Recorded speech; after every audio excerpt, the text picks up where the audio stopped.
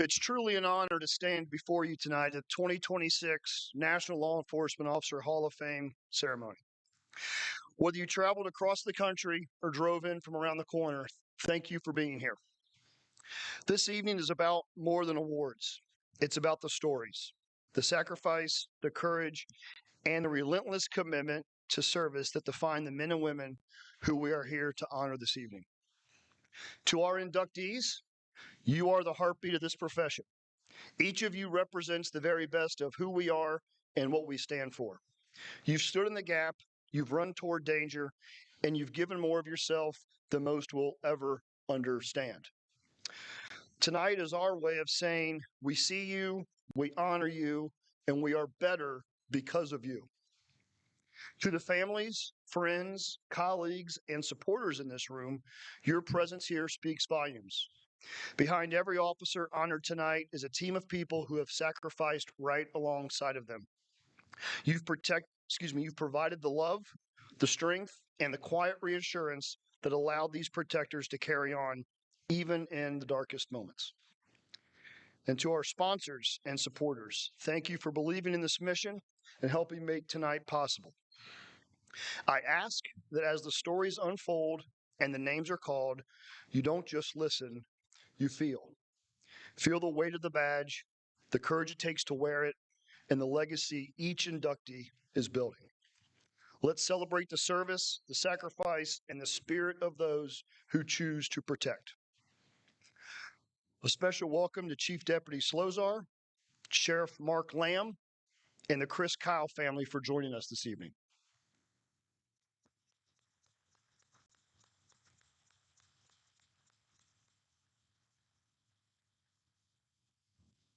Now it's my honor to introduce someone who has spent his life standing on the front lines of protection and service. A former state trooper and now a federal agent for the past 17 years, he's also a devoted husband and a proud father. Tonight, Nick Minster is here to share a powerful and inspiring story, one that began with a simple but life-changing question: Lord, what do you want? Please join me in welcoming Nick Minster.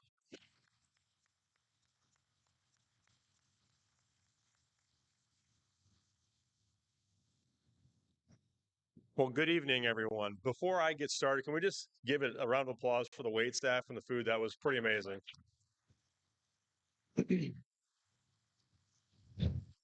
Well, it's an absolute honor to be here tonight. This is my second time being able to address such a distinguished group of protectors, and it doesn't fall lightly on me, and I'm truly honored to be here and to address you. So my name is Nick Minster. I am the founder and author of Protector's Prayer, and it's an honor to stand for you tonight at the National Law Enforcement Officer Hall of Fame inductee ceremony. And to Megan and Adam, the team behind this, what you're doing here truly matters and is making a difference, because we live in a world that often forgets too quickly the sacrifice the men and women of this room have made. But you have chosen to remember that they should never be forgotten. You are preserving their stories and their courage, their sacrifice, and their valor. And you are setting the standard for this profession and what it looks like at its very finest. Tonight we get to hear their stories, but oftentimes it's not adequate to fully put into words. Moments where a protector has stepped forward when everything was on the line, not knowing what would happen to them. And as I've thought about those moments, I keep coming back to one central idea. There is always a moment before their moment happens. A moment where something is decided internally in the protector before it plays out externally for the world to see. Because when the pressure hits, when the shots start ringing out, when that call comes in, there is no time to think. Oftentimes we don't rise to the occasion. I find myself falling back and about who we are and who we were created to be. And to the men and women we are honoring here tonight, they didn't become who they are in a single moment. It was built over time. It was in those quiet moments when you didn't want to go to the gym, but you went anyways and put in the work. In the quiet decisions that no one saw, in the unseen moments, and the choices that you made that nobody was there to witness. You see, that's where your courage was formed. That's where your character was tested. And that is where the protector becomes who they are called to be. I was recently reading in my Bible in the book of John, chapter 17, verse 4, and this scripture really kind of stuck out to me. It says, I glorified you on earth, having accomplished the work you gave me to do. And as I thought about that in our profession and what it could mean, I realized that the Lord hasn't given us just a job, He's given us a calling. And I want each of you to know that you have been appointed for the duty that you're in. On June 8th, 2018, the Lord asked me to lead the men and women I serve with a prayer. And that prayer has now become what is known as the Protector's Prayer. And it's not a product or a brand, but as I think it's a reflection of what this calling truly requires. Because every protector, whether they say this prayer out loud or not, is asking themselves the same thing. Give me the strength to stand firm in the face of evil, the wisdom to make the right decision when no one knows, the courage to face what's next around that unknown corner, and the protection of those I serve beside, and to bring me home safe to my family after the end of my shift. And what I've seen is that the protector's prayer isn't just lived out in a patrol car. It doesn't sit on a desk. It doesn't get read once a year and people move on, but rather it is becoming something more. The protector's prayer is becoming the fabric of the protector in their daily lives. You see, it shows up in how they think, how they respond, and how they lead, how they treat people in the moments that matter most. Not just in the big moments, but in the everyday moments, because that's where our calling is truly lived out, in the details. Over the past year, I've watched the protector's prayer spread across this country. I've had the opportunity to see it read at roll calls, in patrol cars, briefing rooms, in the locker room, hung inside gyms, and most importantly, inside the homes of our nation's finest protectors.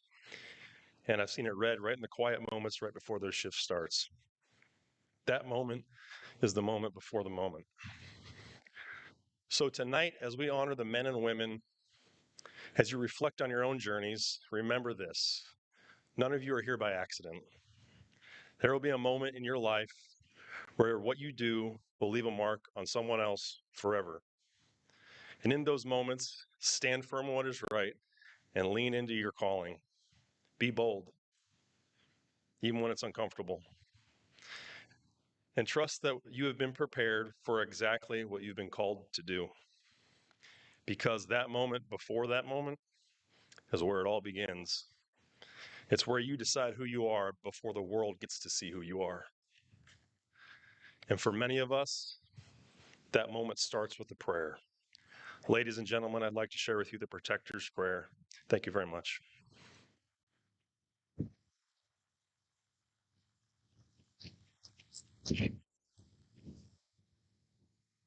The Protector's Prayer. Lord, you have already won the battles that I will face today. I rest in your sovereignty, knowing you have appointed me for this duty. The power that created everything lives in me through your Holy Spirit. Let me fear nothing. Give me the courage of David, the strength of Samson, the wisdom of Solomon, and the grace of your Son, Jesus. While I am away, protect my family. Let me return unharmed. Prepare their hearts, should today be the day I meet you face to face. Let me serve the people of this blessed country and community with a servant's heart, being quick to listen, slow to speak, and slow to become angry. Lord, you have given me great responsibility. Help me protect the vulnerable and the innocent. When the moment calls, allow me to show compassion and humility to those that cross my path. When faced with evil, let my actions be definitive, impartial, and above reproach. Protect a brother to my left and sister to my right, as we respond fearlessly, without hesitation, to the unknown, for his glory.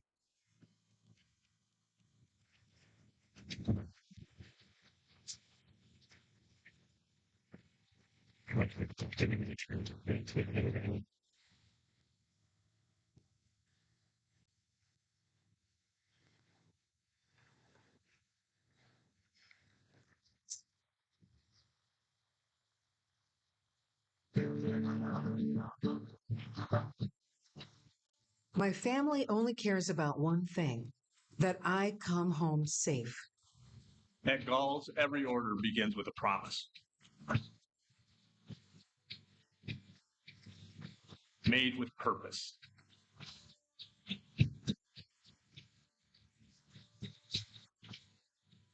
Stitched for support.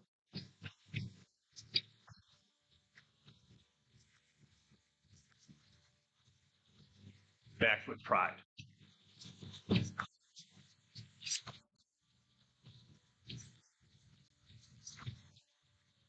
Answered by dedicated hands.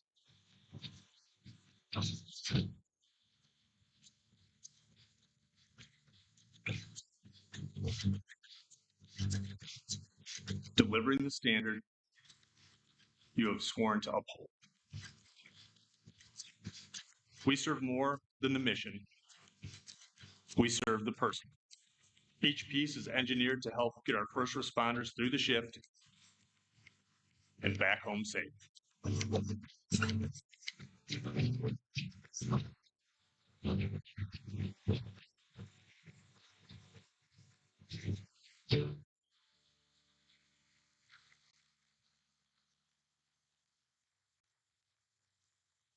All right, so let's get started with the incredible list of honorees. Please join me in welcoming to the stage Krista Greathouse, Director of Marketing for Galls.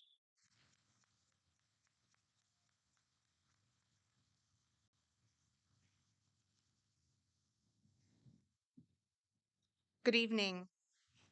Let me begin with Mike Fadden, our CEO, sends his apologies for not being here this evening. But more importantly, he sends his gratitude for what everyone in this room does and his congratulations to the inductees. So, Galls is honored to be the presenting sponsor of the National Law Enforcement Officer Hall of Fame. At Galls, we deeply value the courage, dedication, and sacrifice law enforcement professionals make. Honoring these heroes tonight and every day is the focus of our mission to serve those who serve and protect our communities. This partnership allows us to celebrate their legacy and express our gratitude for all officers' unwavering commitment to public safety. After joining forces with Megan Stockberger in the Hall of Fame last year, we embarked on a campaign to identify the next generation of heroes. We received over 70 nominations from loved ones, coworkers, supervisors, and the public who wanted the world to know that the young public safety professional was changing lives in their community. Following an extensive review process, the field was narrowed to 10 finalists. Each finalist represented the values that families, communities, and law enforcement supporters care about most: service, leadership, compassion, bravery, and a genuine commitment to keeping people safe. The public was then invited to vote, and the winner, City of Independence Officer Autumn Likes, was then submitted to the list of candidates for the Hall of Fame Young Officer Award. Officer Like exemplifies the future of law enforcement through unwavering dedication, leadership, and innovative spirit. With 6 years of service, she consistently demonstrates integrity and proactive commitment, serving both her community and fellow officers with distinction. Officer Likes leads by example. She was the trailblazer who earned the department's first drone certification, then went further by building the entire drone program from the ground up. She spearheaded the Department of Development Policy, oversaw the evaluation and selection of technology. She coordinated comprehensive training, transforming the department's capabilities for years to come. Likes also helped train other officers for the program when it was finalized. So beyond technical innovation, Officer Likes is an exceptional mentor and leader. As a respected field training officer, she invests in the success of her colleagues, shaping the next generation of officers through practical guidance and inspiration. She also leads the vital effort of monitoring and supporting compliance by registered sexual offenders, protecting vulnerable members of our community through unwavering accountability. Officers Like's commitments to public safety extends far beyond her regular duties. She helps lead a women's self-defense program, empowering residents with life-saving skills. Officer Likes never shies away from a challenge. She consistently seeks growth, and she is not only one of the department's most promising young officers, but a true role model, setting the standard for the next generation of protectors, as well as leaders in the profession. And at only 27 years old, Officer Autumn Likes will have many more years to continue positively affecting law enforcement. On behalf of Officer Likes, help me welcome Chief Robert Butler of the Independence Police Department to the stage.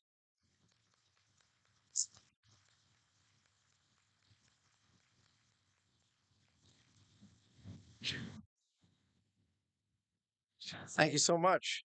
I was not expecting to have to receive this award for Officer Likes, who's an amazing asset to our police department. We were prepared to send her here, and a couple weeks ago, her baby was like, no, no, no, no, I'm going to come now. And she welcomed a beautiful baby girl. Yes, indeed. So and this is tough accepting this award, so do I speak as her chief? Do I speak on behalf of her? I think first and foremost, I want to say what's already been said is this is about family. And she recognizes that the support of her husband, Jack, and her brand new beautiful baby, Kalina Ray, they gave her the power and the spirit to do what she does each and every day. She also would love to thank her team, every man and woman that works in law enforcement. Even though they're not up here receiving an award today, this is a team effort. Everyone here, everyone in this room, they come together to make this possible. While we only have time sometimes to acknowledge one person, there's a whole group behind that. Not just the family, the men and women that are right behind her, serving hard each day. And that is why I want to thank every one of the sponsors who step up. Sponsors like Galls, who make programs like this possible. We recognize in law enforcement sponsors like this, like Galls and Police One, that truly have the back of law enforcement by sponsoring these events. Because I'm going to tell you, nobody in law enforcement does this for awards. Nobody here does. Your friends, your family, they're very modest. They come home, they don't want to talk about these things. And I am so happy that these type of things, the National Law Enforcement Hall of Fame exists to give a spotlight to these brave men and women. So thank you. On behalf of Autumn Likes, she thanks you as well. Thank you so much.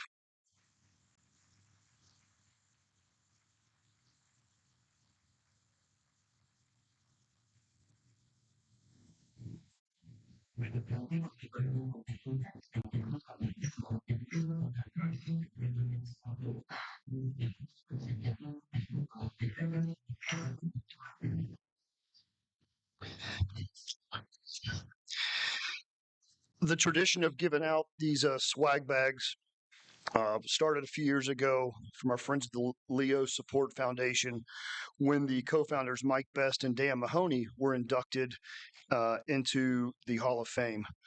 This year, Mike and Dan will give each inductee a kit that contains quick clots, tourniquets, and some other items.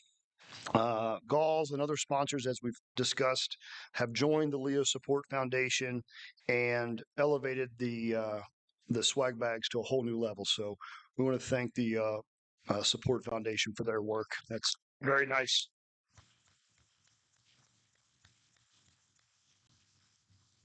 And it's now my pleasure to introduce a friend, usually, Von Kleem with Force Science Institute. Von?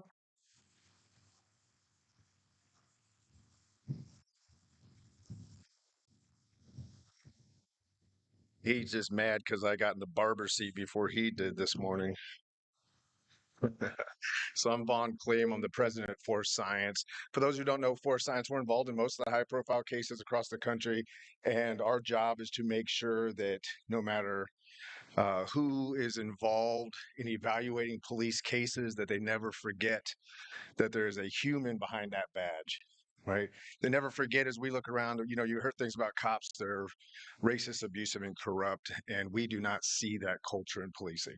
We see a culture of selfless service and duty first. We see people running towards the sound of gunfire. We see them starting the breathing and stopping the bleeding. This is the culture of policing.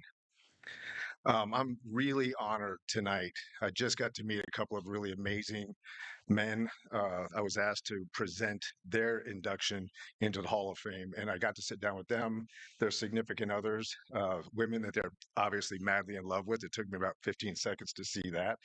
And I heard their story, and I want to share their story with you. March 1st, 2022. These guys were just being cops. And I want to point out a few things as I talked about them just being cops. They're on a 17-person department, roughly. And they got a call, check the welfare. We all have check the welfare calls. And there was a woman who went into a house and she did not come out. Her friend said, hey, she went in, she didn't come out. Now, this is what I want to point out some details for those who aren't police and those who don't know police. They went right there. Brian Kendai, who you'll meet tonight, went there first. And he's by himself. And he doesn't sit back and wait for his back officers because there's somebody who might need him right now.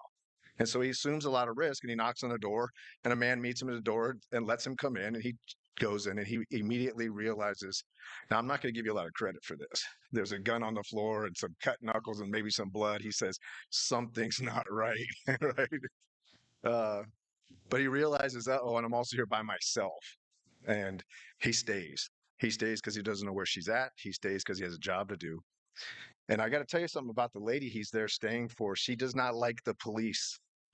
And she's made that very clear over the years. She does not like the police, but he stays.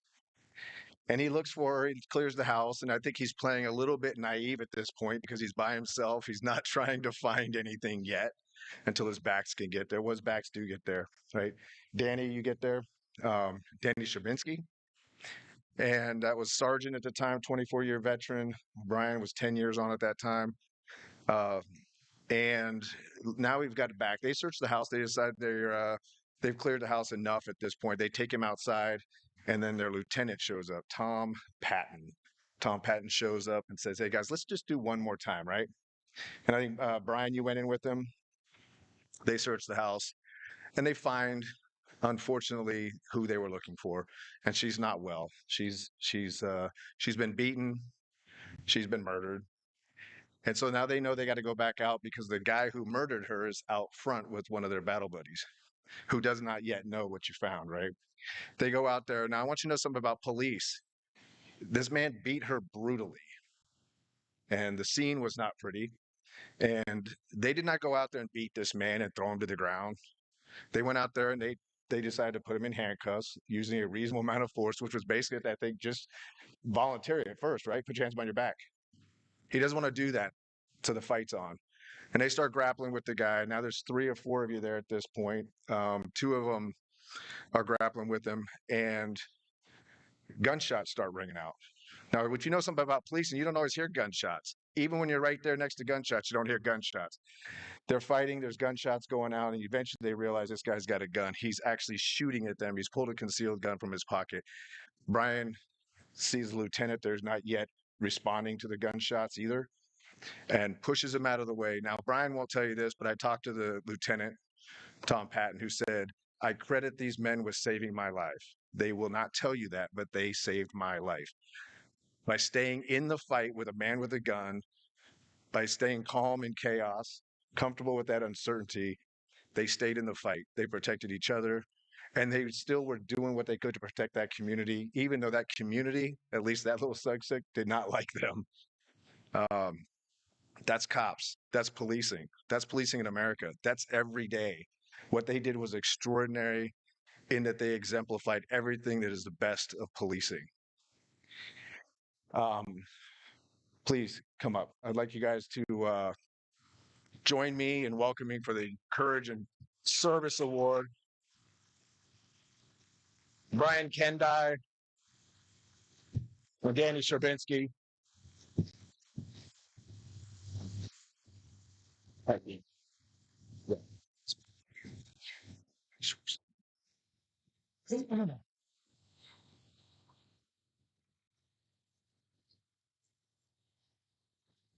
me get to my spot.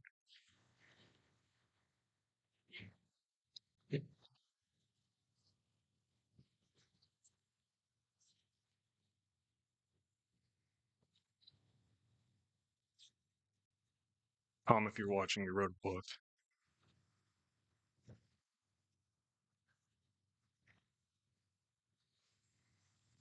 Good evening.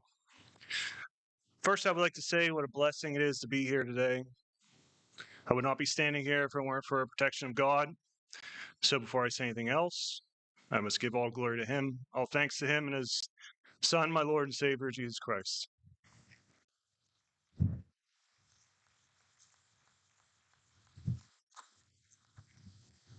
Secondly, I want to acknowledge my beautiful wife, Jillian, my children, parents, my in-laws, family, friends, for all that they endure being connected to a member of law enforcement. There's a toll that's paid, and missed birthdays, holidays, get-togethers, long shifts, and just the added stress of it all. So thank you for sticking by me, loving me, and supporting me. I'd like to thank Adam and Megan. I'm not sure where they're at, but there you are. For all their help and guidance in the lead up to tonight's event, and their continued efforts in recognizing all the amazing things that law enforcement as a whole does across the country. I'm truly humbled to be standing here amongst the other honored guests, their families, and of course all the wonderful people like Vaughn who put this thing together tonight. It's been very special for me and my family, so thank you all. On that fateful day, Danny and our shift mates, Tom and Jake, and I were put into an unthinkable situation. However, thanks to our instincts, training, and the protection from God, we survived. And it's through the unwavering support and the camaraderie of our brothers and sisters in the Collinsville Police, our brothers in our Collinsville Police Department, we found the strength to persevere. So for the boys back home, if they're watching, thank you. Lastly, I just want to say that while what we went through was a pretty harrowing experience, I cannot end this speech without acknowledging the countless men and women across the nation who go above and beyond the call of duty every night, protecting and serving their fellow citizens without anyone noticing them or acknowledging them. So if any of you are watching tonight, we see you and we thank you. Thank you for this honor. Thank you for having us, and God bless.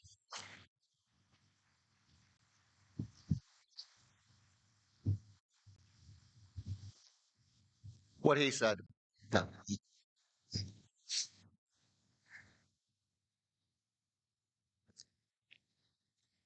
My career in law enforcement began in 1989 when I left for Fort McClellan, Alabama, right after graduation from high school. I spent 17 weeks there for basic training and military police school. My 4 years on active duty took me to duty stations in Frankfurt, Germany, 3 of the 4 campaigns of the first Gulf War, Operations Desert Shield, Desert Storm, and Ceasefire, then to the world-renowned 101st Airborne Division at Fort Campbell, Kentucky, and on a tour into Honduras. I then served in the Pennsylvania Army National Guard and a military police unit for 10 years. That included a deployment to Italy. We were tasked to replace an active duty military police unit that had been sent to Bosnia to be part of a NATO peacekeeping force.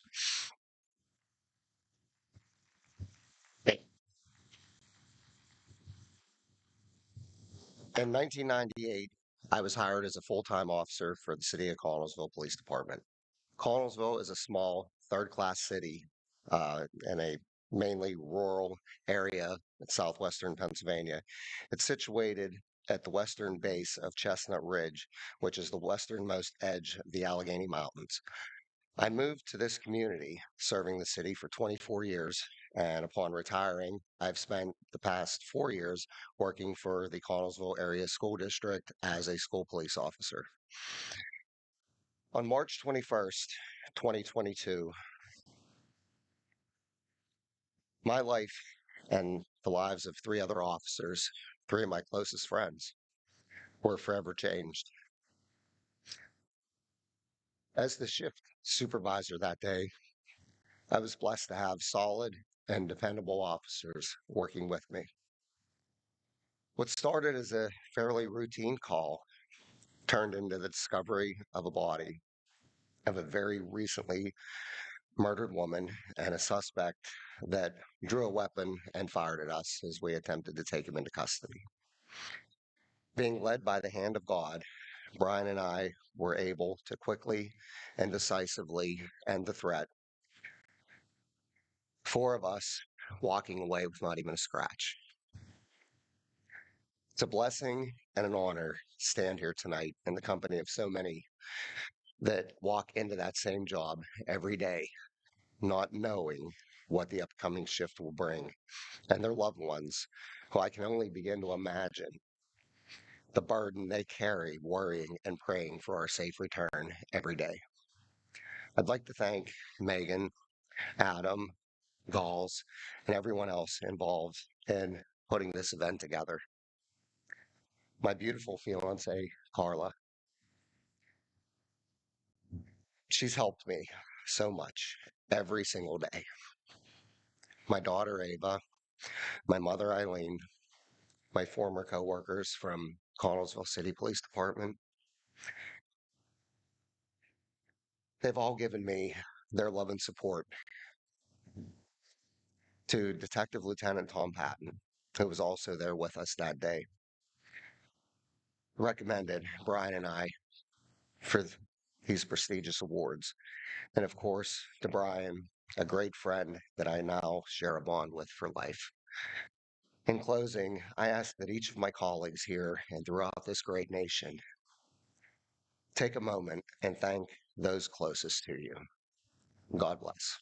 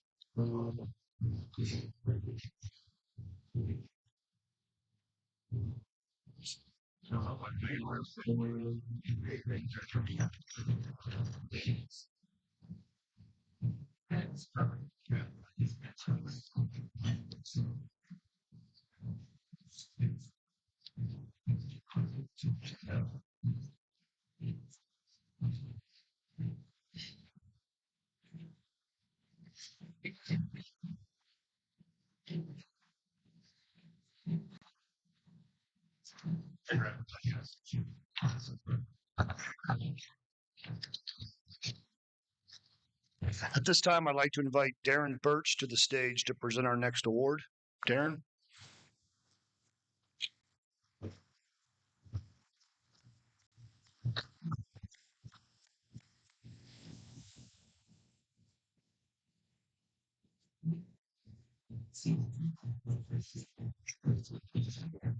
Thank you, sir. Hi, my name is retired Homicide Sergeant Darren Birch. In retirement, I had the absolute honor, privilege to be a podcast host, radio show host, and most importantly, a television host with Jason Schecterly for the Badge Boys. Now, that in itself is a gift, but the real gift was interviewing hundreds of amazing first responders and their amazing stories of heroism. And one kind of tops all of them It just touched my soul.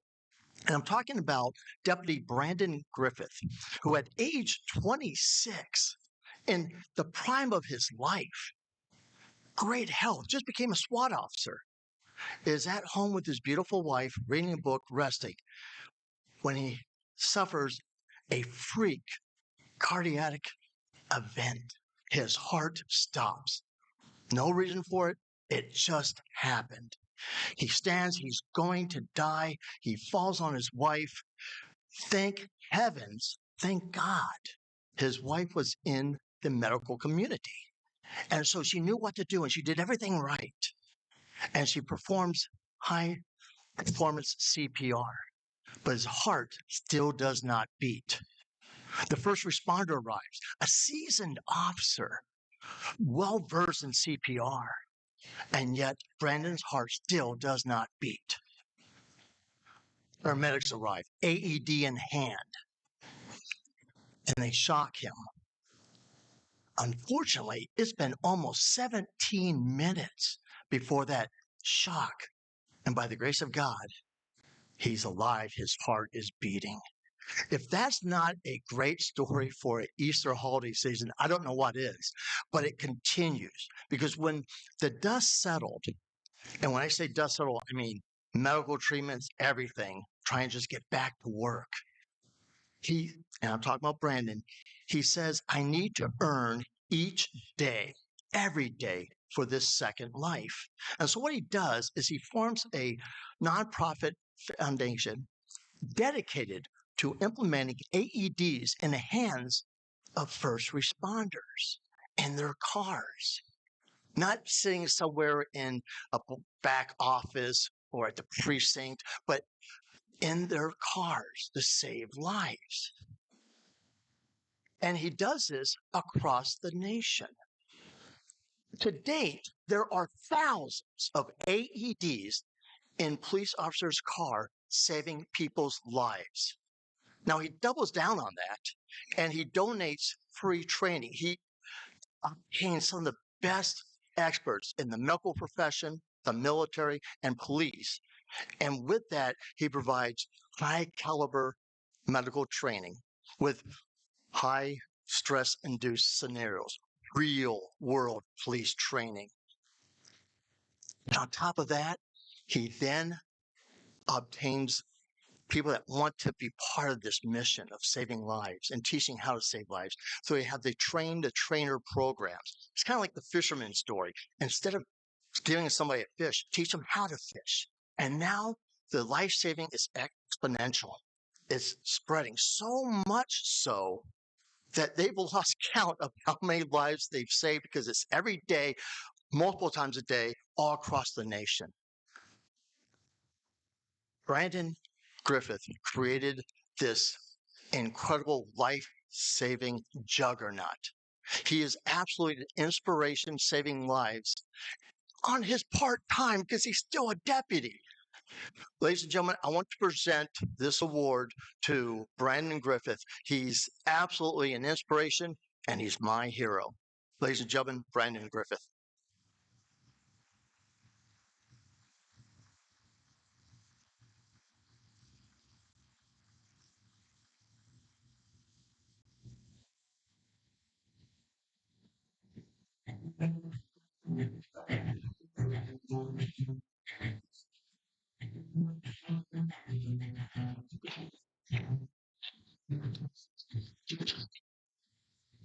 All right.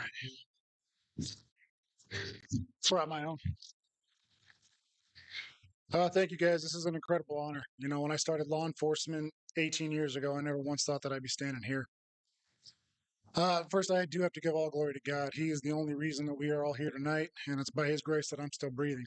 You know, Darren touched on the story, but I'm going to give you a little bit from my perspective. And I wish I could tell you I was doing something cool. Wish I could tell you I was saving a kid or chasing down a meth head or something, but like 4 to 5 cases, mine happened at home. I was with my beautiful wife reading a book. She makes fun of me because I've been shot at. I've been in knife fights. I got pinned under a vehicle during a water rescue, and I died at home reading a book. Like, you can't make it up, right? So I'm sitting there with her. I put the book down and say, hey, I'm going to take the dog out. I take 2 steps towards my den door and just If any of you ever had someone jump out and scare you, and your heart skips that beat, well, imagine that feeling, but you can't recover from it. Weird things happen in critical stress incidents, right? We don't hear the gunshots. We have auditory exclusion. We have tunnel vision, time distortion. That's exactly what I was experiencing. Everything just slowed way down. And I remember just stopping dead in my tracks going, all of a sudden, I can't breathe. Well, we're all taught to do combat breathing when we're in these high stress situations to lower our respiration rate, to lower our heart rate, right? Well, it turns out when you're in cardiac arrest, there's no blood flow going to your lungs. They physically can't expand with oxygen. So I was sitting here in agonal breathing, going, I'm trying to force myself to breathe. My wife turns around, sees my face as the darkest purple she'd ever seen. I start to stumble backwards. I fall back into my bookshelf. Now she goes to brace me and try to catch me. She's about 5'3". I'm about 6'4". So I topple right over her. I put my head through the wall. Now, mind you, all of this happened in about a second and a half to 2 seconds, but I'm a weird medical anomaly that I remember every detail of it. I'm looking out into my hallway and I'm starting to get tunnel vision, but it's nothing like I've experienced in the field where it's hard to focus or you get hyper focused on certain areas. Everything is fluttering and turning black on me. I'm literally watching myself die. Here I was an EMT, I was a cop. I don't know how many lives I had saved under my belt at that time, but there wasn't a damn thing I could do to save my own life. I remember going, all right, this is it. And right then I dropped dead. My wife rolled me on my back. She said that I was still in lockjaw. She's trying to smack me out of it. She starts doing CPR on me. She worked on me for the first 4.5 minutes till the first officer arrived. She had to stop, hold the dog back, unlock the front door. Officer Bob Bertram comes running in, sees me dead on the floor, and gets to work. He does a phenomenal job taking over compressions. He worked on me until about the 9.5 minute mark when the fire department and EMS, they roll in, they drag my body in the living room where they got more room to work. They cut off one of my favorite Nirvana shirts, drop into OPA.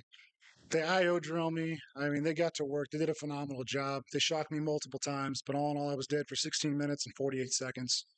Now, when I came back, I remember distinct pain. They all said I was pushing guys off me. I don't remember that. I remember I could taste the blood in my mouth. I could feel when my chest had been caved in. I had that painful pins and needles all over my body. The worst was my head. With every single heartbeat, it was like that white flash of that worst migraine pain you've ever had. Well, I remember everything in dying, what I experienced on the other side, and everything from coming back. But the next 5 days after this were a complete blur. I do remember feeling the sway of the gurney and hearing the firefighters walking my rocks in the front yard. They go through all this testing and they find out there's nothing wrong with my heart. There's no congenital defects. There's no issues. There's no genetic complications. There's nothing. I had a fluke. It can happen to anyone, anywhere, anytime, and my number was punched. But it wasn't until I got back to the field that I realized how underutilized, how unprepared, and unequipped law enforcement is for the medical emergencies. We're on scene first 90% of the time.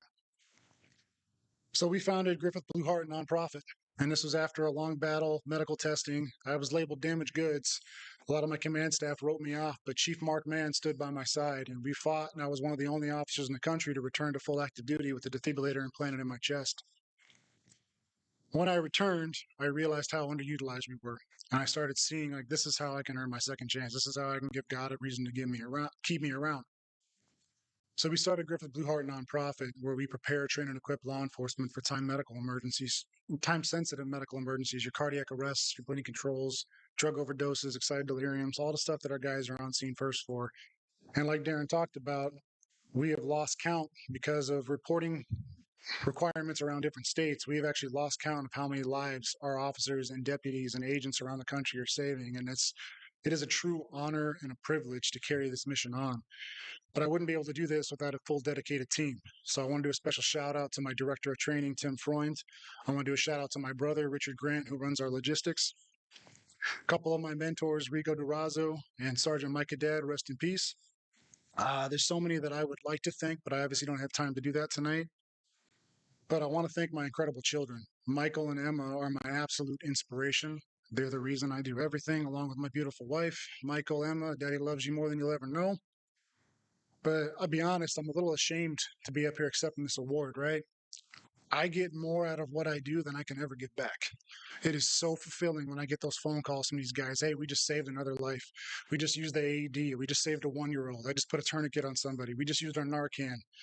Man, does that fill me with a sense of righteousness. So I'm actually kind of ashamed to be accepting this. And as I'm wrapping up, I just want to finally thank my beautiful wife, Melissa. You are my hero.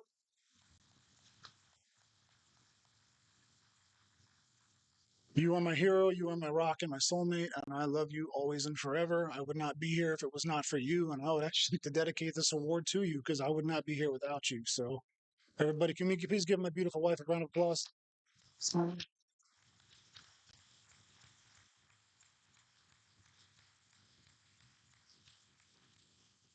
That's all I've got. Thank you guys. Earn each day you were given. It's not promised. All right.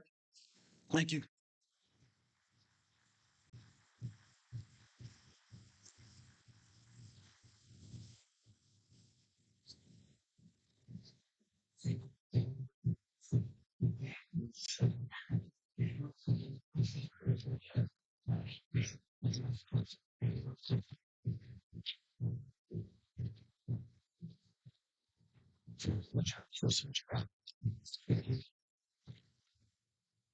Okay, at this time, I'd like to invite Chief Kevin Barrett to the stage from the Terre Haute Police Department to present our next award. Chief?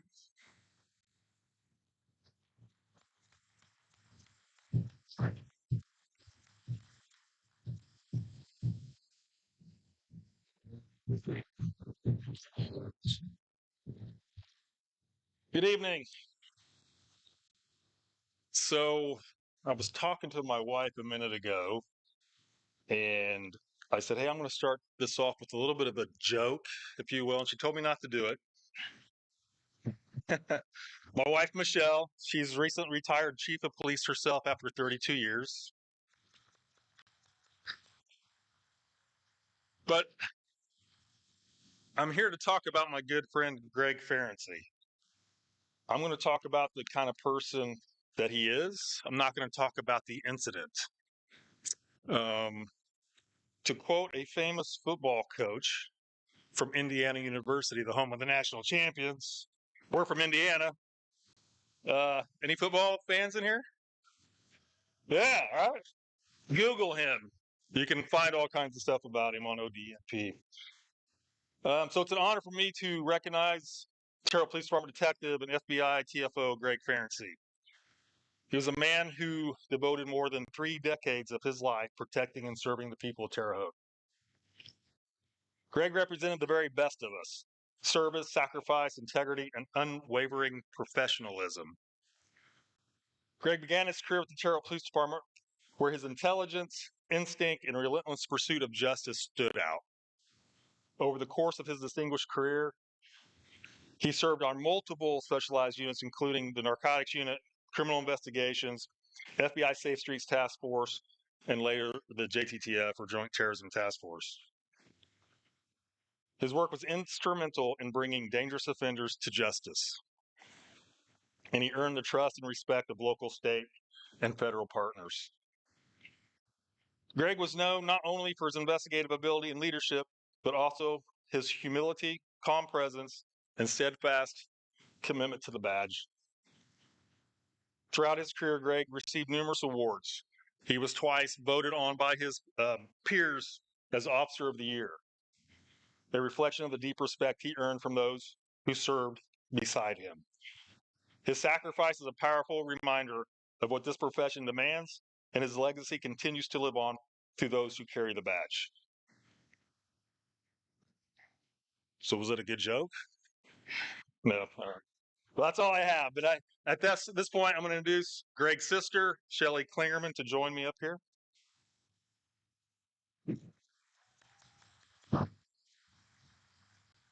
Good luck. Good evening. My name is Shelley Klingerman, and I'm Greg's sister.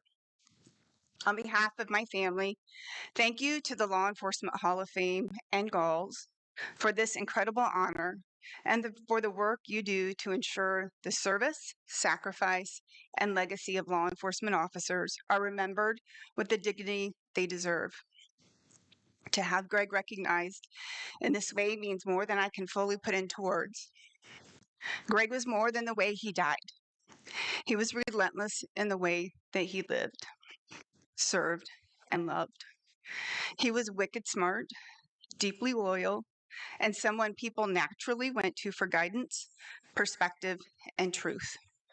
He was a sought after mentor, the kind of leader that many people spend years trying to become. But for Greg, leadership came naturally. He had a rare ability to move effortlessly through any room. He was a chameleon in the best sense of the word, equally capable of working undercover on the streets or holding his own in a high level conversation with leadership. He could connect with anyone, anywhere, and that made him exceptionally effective in the work that he was called to do. But beyond the badge, Greg was a loyal son, a doting dad, and a man who loved his family deeply. For all his strength, talent, and service, what mattered most to him were the people he loved, especially his kids, Peyton and Nick. Losing Greg in the way we did was devastating. It was evil, senseless, and life-changing for our family. But one thing we have learned through grief is this: we may not get to choose what happens to us, but we do get to choose on what we build from it.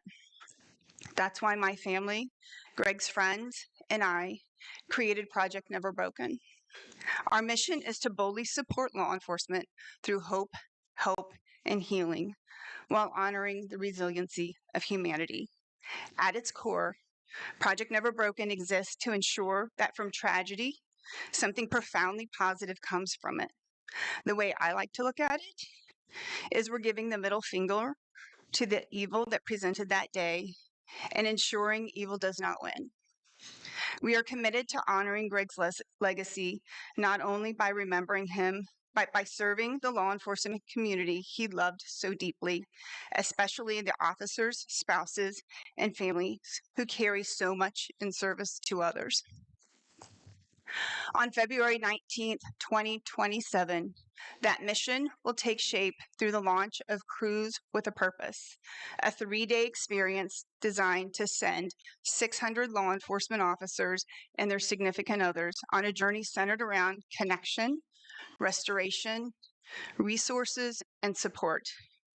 It is our way of choosing purpose over despair and making sure that from an evil and senseless act, something meaningful, healing, and profoundly good comes forward. Tonight, though, is about Greg. So thank you for remembering him. Thank you for honoring his service. Thank you for helping to ensure his life and not just his loss continues to matter. We are deeply grateful. Thank you. God bless you, and God bless America.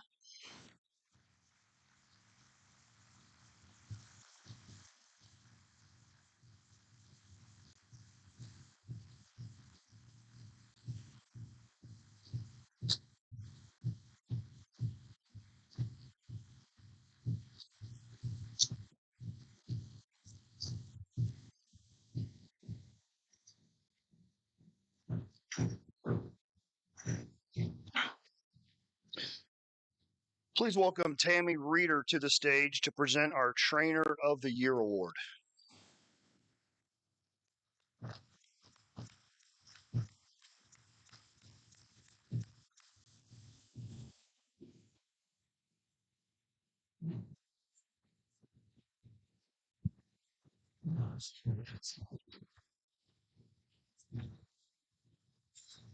I was supposed to introduce myself apparently from some notes or something, but Oklahoma City Police Department, 36 years. So that's all you need to know.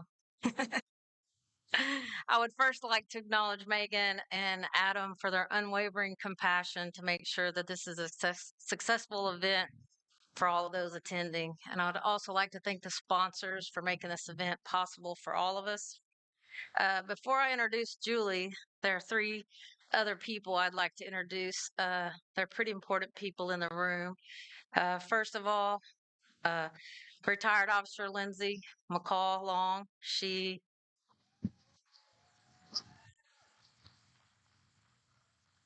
and if we could also recognize America's favorite sheriff again, somehow we keep meeting up across the country, but Sheriff Mark Lamb.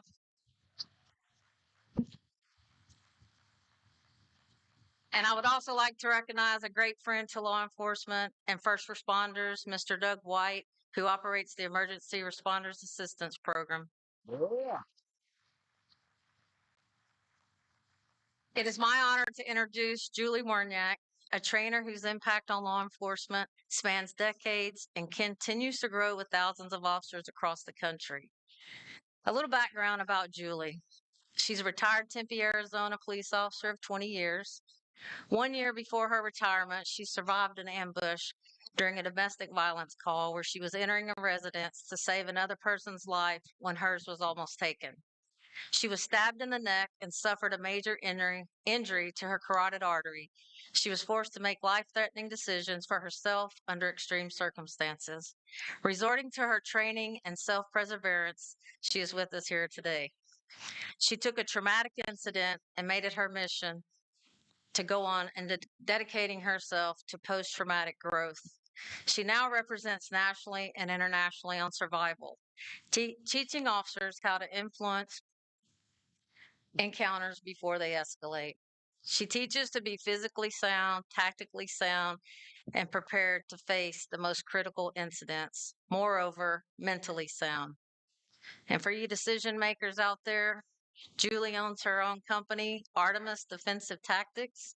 Through her pre-escalation program, Julie equips officers with skills in tactical decision-making, command presence, and influencing human behavior before the encounters escalate.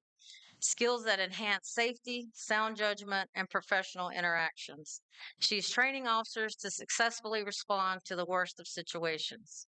She has also developed 2 summits, a lieutenant's and below, and a commander's reset summit, where she focuses on strengthening skills in the 3 areas that save lives: defensive tactics, firearms, and emergency casualty care. These 2 immersive, week-long programs are life-changing for the attendees.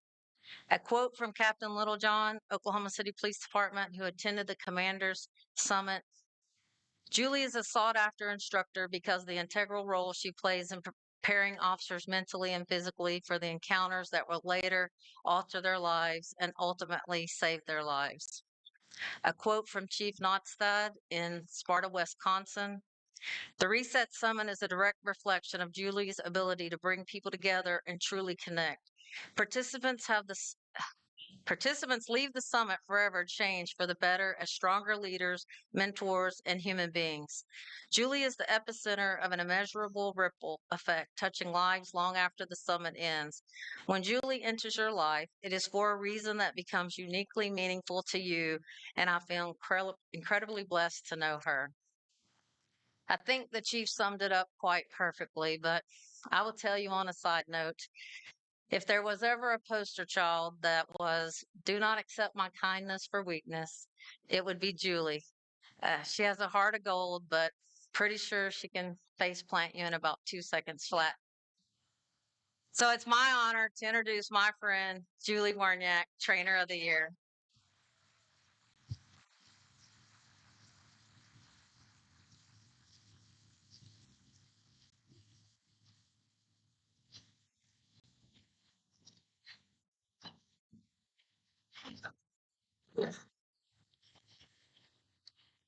Thank you so much. I am deeply honored and incredibly nervous to be here. This recognition is a direct reflection of the people who invested in me long before this moment. My family, my friends, and the coaches and mentors who believed in me. I share this recognition with all of them. I want to thank the National Law Enforcement Hall of Fame for this incredible honor. And to Lieutenant Tammy Reeder, who I can't see because these lights are so darn bright, thank you so much for your nomination, for your support in making the summits what they are, and for your relentless dedication to making law enforcement better for everyone. I also share this honor with the Artemis pre-escalation instructors. My notes aren't working, just so you know. That's always fun.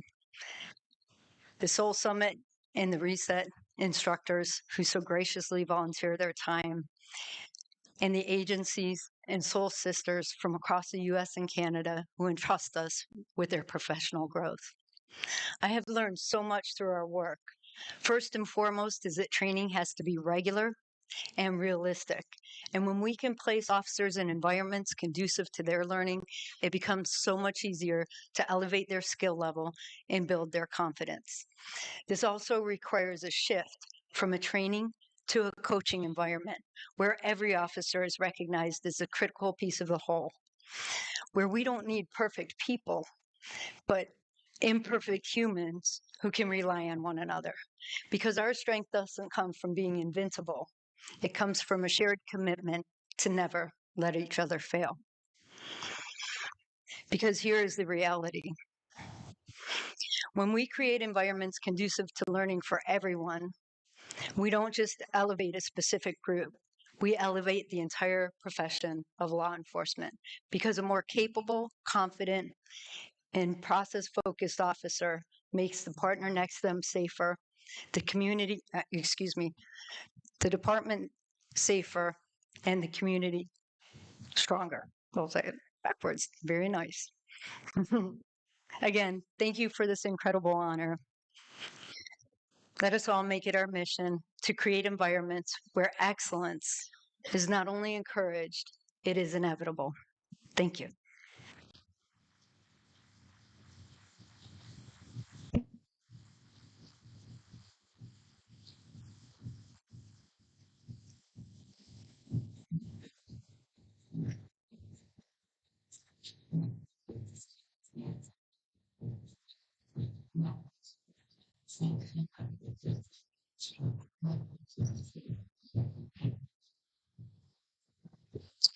Okay, let's welcome Chief Clocher from the City of Clarksville Police Department to present the Founders Award.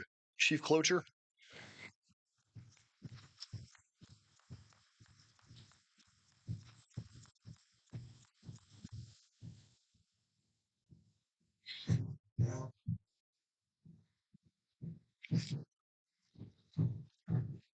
All right.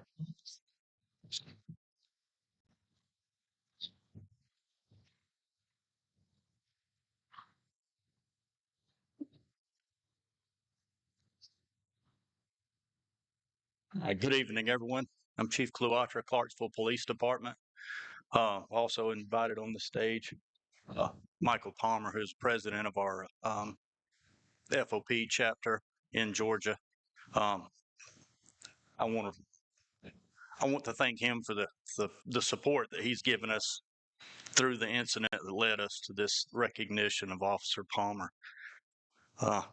It's truly an honor to stand before you tonight as we come together to recognize something that's incredibly important. And that's the service, sacrifice, and kind of courage that defines the very best in our profession. First, I want to extend my thanks to Megan and Adam for organizing this amazing event. Your willingness to take time and recognize and honor the officers means more than words can fully express. In a profession where work is often difficult and the recognition is sometimes rare, your support reminds us that what we do matters, and it is seen and appreciated. I would also like to thank the Fraternal Order of Police, and specifically Michael Palmer, for the unwavering support that he's shown not only Officer Palmer, but our entire department. Your commitment to standing beside law enforcement officers throughout both good days and the challenging ones doesn't go unnoticed. It strengthens our mission, reinforces the bond that we all share in this profession. And now, to Officer Terry Palmer. Tonight we recognize you not just for your actions that saved the lives of your fellow officers, but for who you are. Your heroism, your bravery, and your willingness to put yourself in harm's way to protect your brothers and sisters in the uniform embody the very essence of what it means to serve. It is because of your actions and by the grace of God that there are people alive today who would not otherwise be. Some officers are fortunate enough to go their entire careers without ever facing a moment where they must choose between their own life and the lives of others. But you, with only a year under your belt as a patrol officer, were faced with that. You did not hesitate. You ran toward the danger. You ran toward the fight. You made the choice to act, not for recognition, not for reward, but because it was the right thing to do and because others were depending on you. That's courage. That's selflessness. And that's valor. Your actions serve as a powerful reminder of the responsibility that we all carry, that we all carry, and the oath that we've taken. Also reminds us of the kind of men and women that we are fortunate enough to serve along beside every day. I want you to know how proud we are of you. Proud of your actions, proud of your character, and proud to call you one of our own. Your willingness to sacrifice and step forward when it mattered the most speaks volumes, not just about you, but about the strength of this profession. I am thankful to be surrounded by officers like you all tonight. Tonight, we honor you, we're thankful, and we congratulate you. May all of you stay safe, and may we all continue to serve with the same courage and conviction that you have all shown. Ladies and gentlemen, Officer Terry Palmer.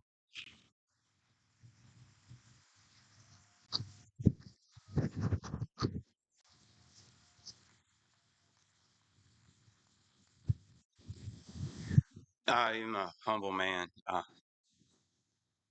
Promise I wouldn't tear up, but all this goes to God for allowing us to be here. All of this is truly humbling and truly a pleasure. I'll keep this brief and I'll spare the details, so to speak. I work for a city where you retire at. I work for a city where I go to get my uniform fit and they're like, "Where is that? We haven't had one of you guys in over 20 years." That is truly a home. That is a city where we are all connected. We can truly make a phone call and dispel anything. On that day, I got a phone call to do a welfare check. That's how it started. On the way, I recognized the name. He was a mail carrier, Vietnam vet, done a couple tours in Desert Storm. Talking to him, I knew he had combat. We get there, me and another officer from a neighboring city, Demarest. I'm by myself, mind you. It's just me. This neighboring city comes over. We see the man running from the apartment complex down to the public entrance bowling alley. We attempt to make contact. His ex-wife is calling us at the same time saying, "Hey, look, he told us he's willing to eat a bullet." So things are escalating really quickly. I've been on the road less than 18 months. So with that being said, Demarest officer found him in the apartment complex. He's running back with a handgun. Then he disappears. I hear sirens popping up all over our great county, coming down. We set up our perimeter. I'm manning the hallway where his apartment's at. All of y'all been into an apartment complex. Narrow hallway, no concealment, no cover, period. Last I see are 6 officers stacking up and heading right. That's all I saw. I see him coming out, stalking, gliding with the AR-15 after my brothers, going that way. I scream contact. I make contact. I'm laying down cover fire, splitting the pie, as they call it. He's laying down fire back. I back up enough to where I'm out of harm's way. I'm yelling at him. He's yelling at me. I engage again, telling him to drop it, drop it, drop it. At this point, I don't know who's behind me. I don't know who's around me. As I'm engaging for a second time, I see a blonde-headed woman. She's coming up right next to me. I see the star on her shoulder, and I know I'm safe. I got back up. We are re-engaging for a second time. At that time, the second volley, these officers I saw go that way. They're coming back. They're screaming at him, but he's facing toward us. They end up laying cover fire down for us. We're backing back up into the hallway. And this deputy, she keeps edging forward. They're laying down fire to our suspect. I pull her back, told her, hey, we got to get cover. They got it. And after that, I wound it up here in front of all y'all. That's as brief as I can be without the details. I know we got little ears here. Thank y'all for this experience, and thank y'all for what you do.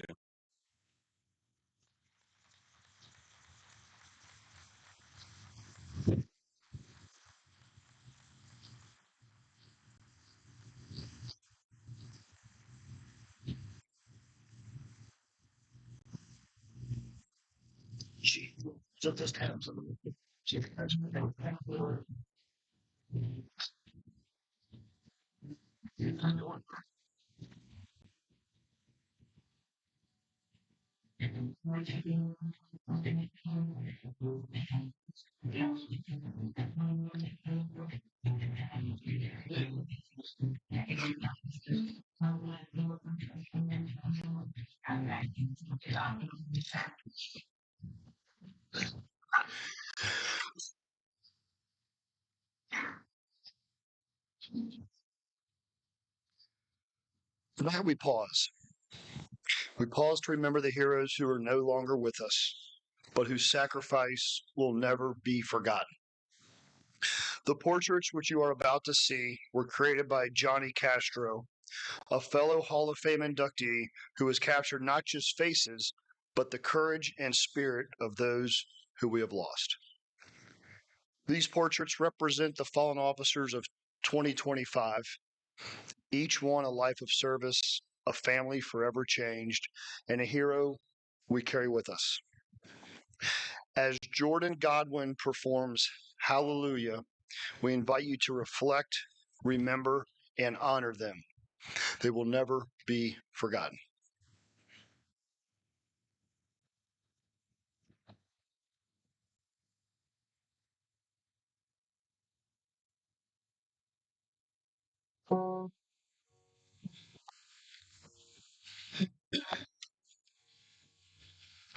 I heard there was a secret chord that David played and he pleased the Lord, but you don't really care for music, do ya? Well, it goes like this: the fourth, the fifth, the minor fall, and the major lift, the bastard king composes. Hallelujah, hallelujah, hallelujah, hallelujah.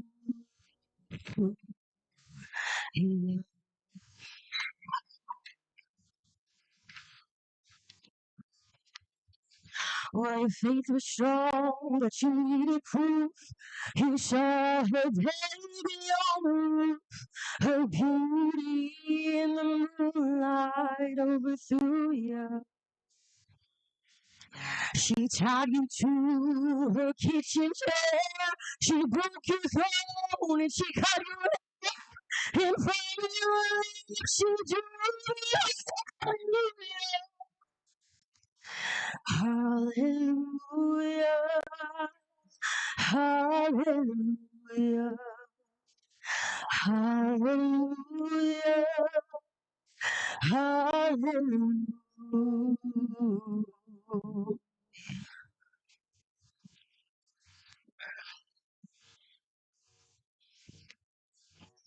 Baby, I've been here before. I've seen this room and I walked this way. You know, I used to live alone before I knew you. And I've seen your flag on the marble and raising on victory march to cause a broken hallelujah, hallelujah, Hallelujah. Hallelujah.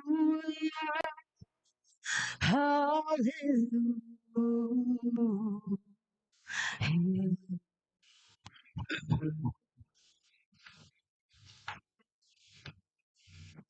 There was a time when you let me know what's really going on, but now you never show that to me, do you? Remember when I moved in here, the only door was moving to, and I Jesus. Hallelujah. Hallelujah. Hallelujah. Hallelujah.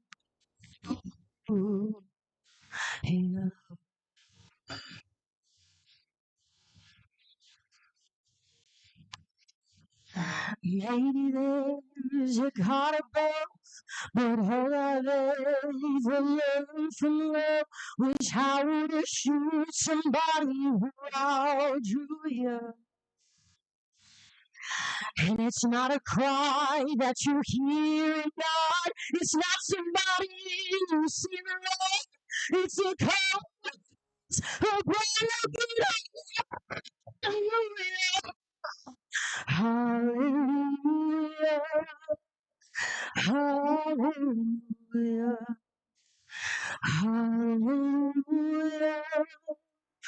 Hallelujah.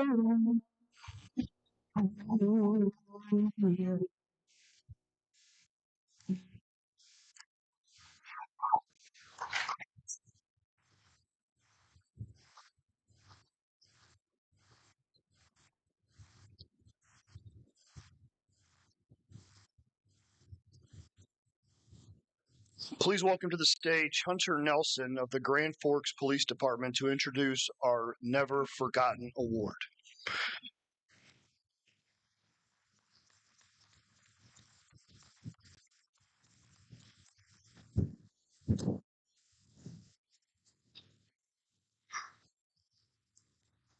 Full disclosure, everybody, I did keep everything together until that song came and the portraits went up, okay? So I'd like to thank Adam and Megan, the board, for inviting us here today. It's an incredible honor to be here, and there's a lot of people who can't be, okay? My name is Hunter Nelson. I serve with the city of Grand Forks, North Dakota, which I'm sure nobody in this room has probably ever heard of. That's okay. It's usually a good thing, okay? It's a profound honor to stand here before you to present the Never Forgotten Award on behalf of a hero who gave his life in service to his community. That hero is Officer Cody Holte, badge number 639. I remember May 19th, 2020, I was working a midnight shift. For us, that's 10 p.m. to 8 a.m. So my shift finished the morning of the 27th. I remember I was sharing a car with Cody at the time, so I remember tossing him the keys, hoping to see him again. At 2:35 p.m. approximately in that same day, Sergeant Kelly McLean and Corporal Ron Nord of the Grand Forks County Sheriff's Office were serving a court-ordered eviction in an apartment complex in the south end of the city. The subject of that eviction retreated to a bedroom inside of the apartment and barricaded himself within. As deputies forced open to that bedroom, they were immediately fired upon by an AK-74 style rifle. In that initial volley, the subject fatally shot his live-in mother, who was in the hallway next to the deputies. The deputies had to retreat to a different part of the apartment and ask for the assistance of fellow law enforcement officers. The officers that took that call initially were Corporal Patrick Torok and Officer Cody Holte of the Grand Forks Police Department. They entered the apartment, took positions of cover with the deputies that were in there, and they gave verbal commands to the subject to surrender. He, however, did not.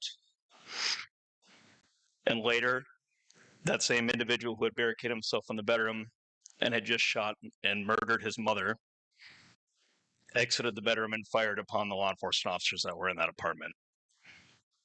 Tragically, in that exchange of gunfire, Cody was struck multiple times and killed.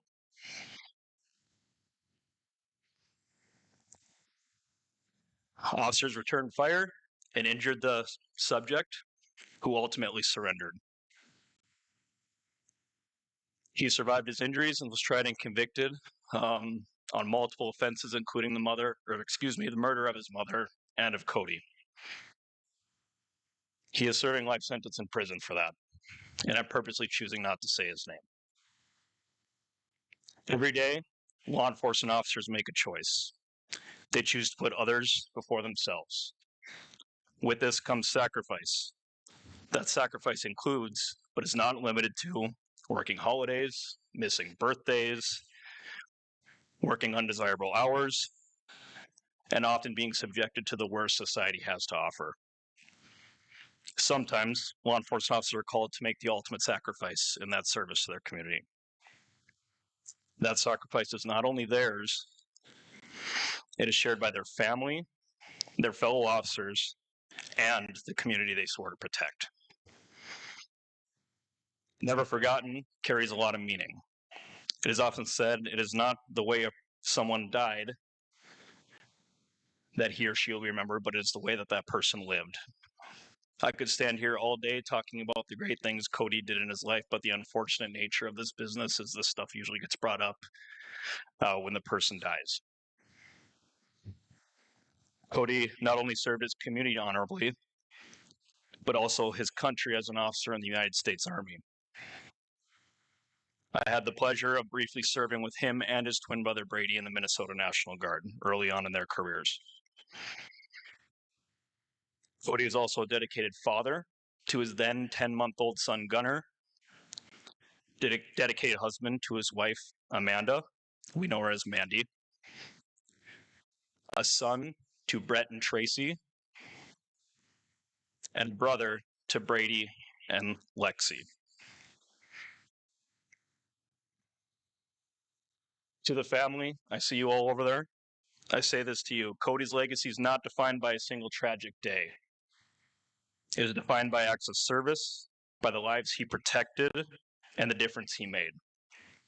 Cody's legacy will live on, embracing the idea of never forgotten. It's more than just a title, it's a promise. Promise that he will continue, that we will continue to embody the values Cody did. Courage in the face of fear, compassion in moments of pain and struggle, and commitment to something greater than oneself. It is a promise that Cody's sacrifice will not fade into memory, but it will remain a guide for those who continue to serve in this noble profession. May we honor Cody not only with his words, but with actions, by supporting those who continue to wear the badge, by caring for the families who also carry the loss with silent strength, and by building communities worthy of sacrifice. As the Attorney General of North Dakota, Drew Wrigley, said, "Be worthy of what all these men and women do. Be worthy of what they're willing to do. Understand that there are people that do these things that we won't, and that we rely on them to do." While I have the privilege of standing here before you, this recognition belongs to Cody. He's not able to stand here himself. He answered the call without hesitation, ran towards danger while others were running away, and fully understood that wearing the badge, which in its very design is reminiscent of a shield, meant service before self.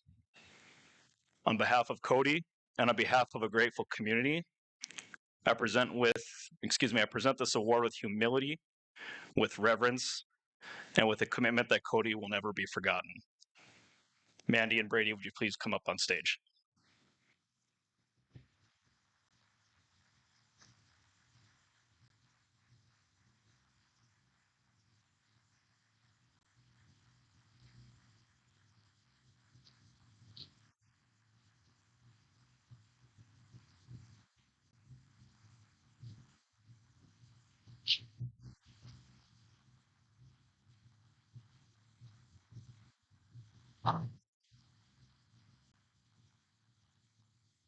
Just want to say something quick.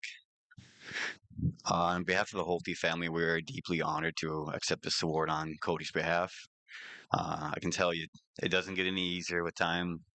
He's kind of learning to deal with the pain, but events like this, uh, it helps. It helps the pain a little, knowing that Cody will never be forgotten. Again, the Holte family deeply appreciates this, and God bless. Thank you.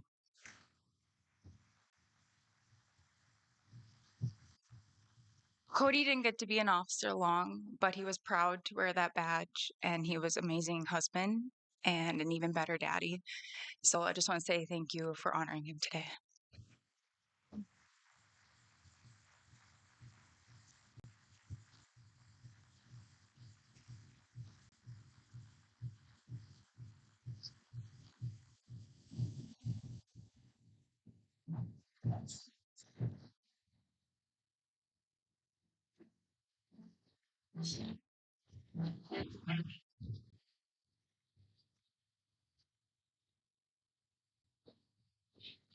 Please help me welcome 2023 Scherer-Remsberg Lifetime Achievement Award winner Cheryl McCollum to the stage.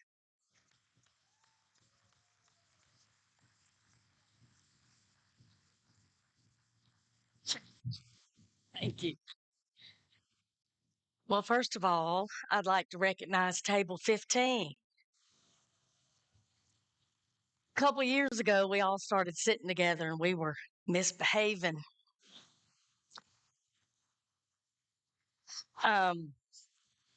Last year, they took my picture. My eyes were closed. I'm going to make sure that don't happen again.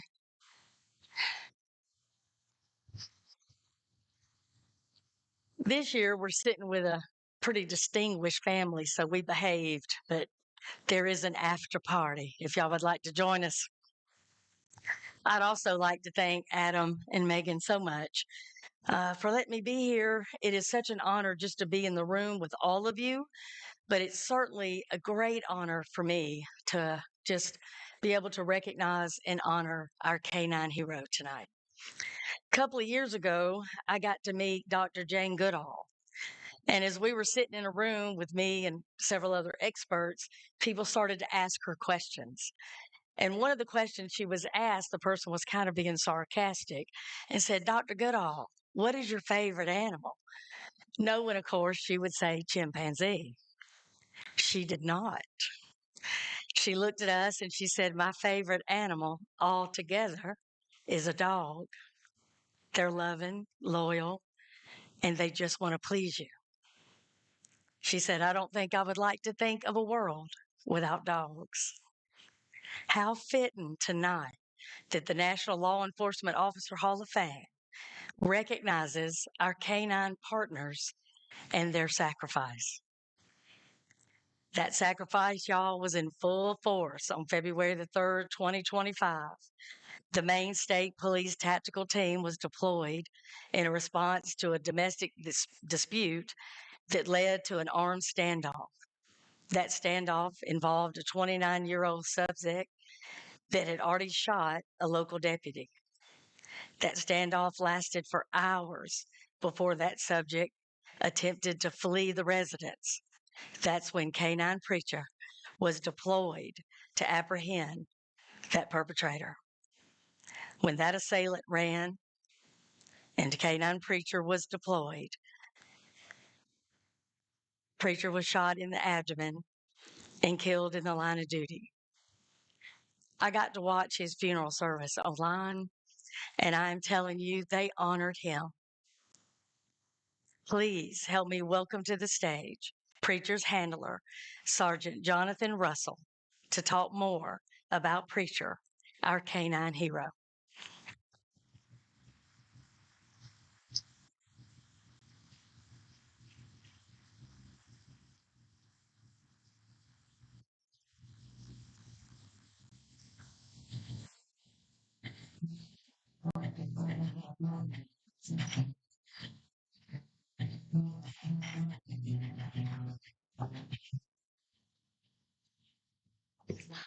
Well, somebody really wasn't joking about those lights. Holy cow, I can't see any of you. I'd just like to start out by paying some thanks, many to go around, but first and foremost, thank you to the National Law Enforcement Hall of Fame organization for putting this event together and being able to recognize canine preachers' ultimate service and sacrifice. Also, thank you to Cheryl.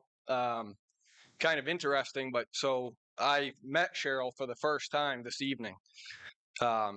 Back when this happened in February of last year, Cheryl obviously heard wind of the story after Preacher had been killed in the line of duty, and felt moved enough to submit a nomination on our behalf to bring this recognition to him. So thank you for doing that, Cheryl. It means the world to me. I'd also like to thank my wife, Sarah, who I absolutely can't see because I'm trying to look at her and I'm literally feel like I'm looking into the moon right now. But it's been mentioned many times tonight just about the importance of the spousal support to give us the opportunity to go and do this job that we all do on a moment's notice. And I'm here to tell you that I couldn't do really anything that I do if not for having the best A unit that a cop could have. So thanks, babe. I love you. Cheryl alluded a little bit to the incident that ultimately cost Preacher his life and the unfortunate circumstances that I can't talk too much about that incident because of obviously still some ongoing litigation, but I can speak to you about Preacher and the dog that he was. To be honest with you, the dog was just world class. He had the genetic disposition that is exactly what you'd be looking for in a working dog. He was courageous. His drive was off the charts. He was tenacious. He was fearless. And there were times that sometimes his tenaciousness would even get under my nerves a little bit because I would be the recipient of some of that said tenaciousness that he had. But the fact of the matter is, Preacher, there was no ceiling for what you could train him to do. He had all the makeup to do pretty much anything that you could want out of a working dog. He had multiple successes before this unfortunate call that unfolded on February 3rd in 2025 happened up in a very remote part of our state. He had found numerous bad guys through tracks. He'd apprehended several suspects over his time serving on our K9 unit, and him and I serving on our tactical team together. The fact of the matter is that, the gentleman that just presented just before I get up here, and my heart's out to that family that came up here to receive that.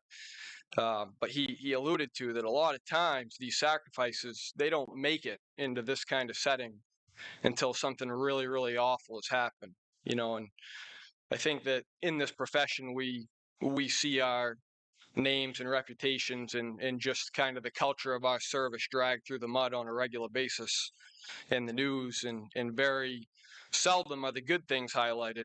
But the fact of the matter is that there's tremendous work being done by members of our profession.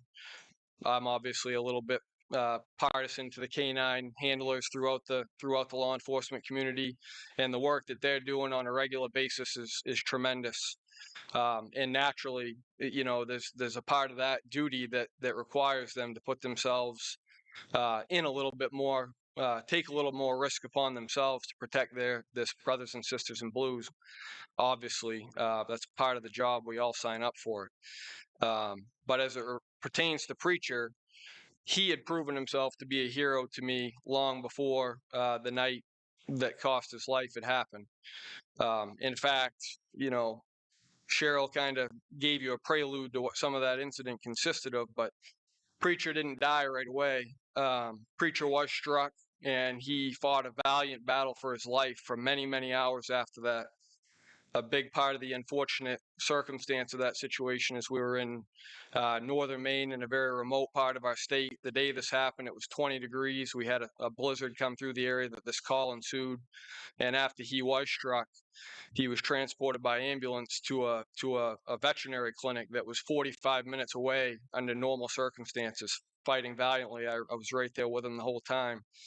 And I told him probably 30 times during that trip. I mean, if you can picture a sleigh ride across the worst of roads. That's what we were doing in the back of an ambulance. And he was with us the whole time, still himself, naturally tenacious and non-social, but seemed to be accepting to all the people that were in that ambulance, giving him aid.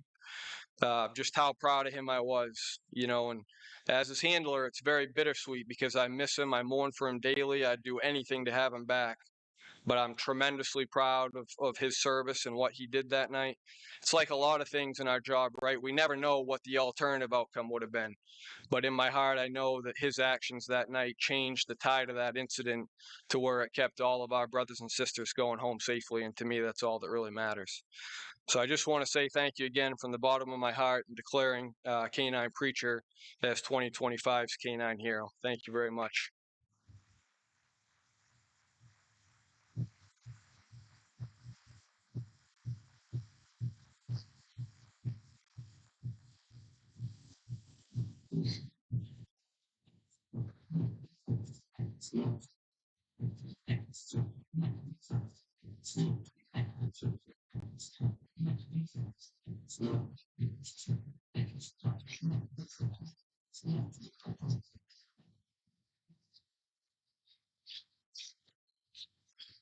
Please help me welcome to the stage board member and 2022 National Law Enforcement Officer Hall of Fame inductee, Detective Tony Godwin. Tony?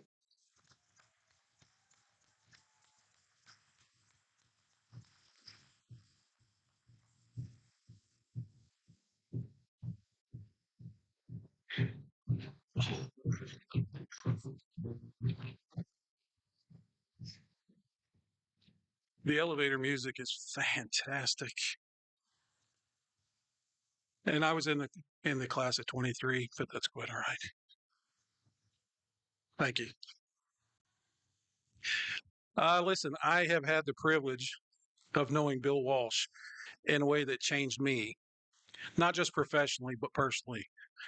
Like so many people, I first knew Bill as a legend, literally, a leader, a man whose work didn't just impact Dallas, but shaped how children are protected across this country and beyond. But what I came to learn was that the real power of Bill Walsh wasn't just in what he built, it was how he built people.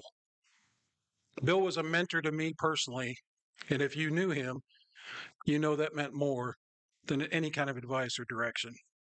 It meant that he invested in you, he challenged you, he believed in you, sometimes before you might have believed in yourself. And somewhere along that way, that mentorship for me turned into something even more meaningful, a friendship. Bill's vision literally changed the field of child exploitation forever. The annual Crimes Against Children Conference, which is in its 38th year this year, started with Bill's idea that we could all do a better job, that we had to do better for kids. And because of that vision, thousands of professionals around the world are better equipped to protect the most vulnerable. But if you knew Bill, and you know he'd probably be a little bit more uncomfortable with what's going on here tonight. That's their tables right there. I know firsthand. I tried to get him on my podcast, Catfish Cops. It was an exhausting effort. I mean, exhausting. It took years of poking and prodding to get him to do it, but he finally did. If you ever get an opportunity, because he finally did say yes, which I was so honored. If you go back, you can listen to episodes 55 and 56. I sound like a fanboy because I just couldn't believe that he finally agreed to do it, but that was Bill. Despite everything that he accomplished, never once would he seek recognition. He was the most humble, reluctant man I had ever met. He cared far more about the work and the people than he ever did about the attention. He had this rare ability to make you feel like you mattered, which was always very nice. No matter how busy he was, how big the mission, he made time. He listened and he encouraged and he led by example with humility, a bunch of humor, and a very genuine heart. Now, if you're lucky enough to have known Bill and be in this little inner circle, you also knew behind closed doors, Bill could have his moments. He might let out those frustrations very passionately with some extra colorful language.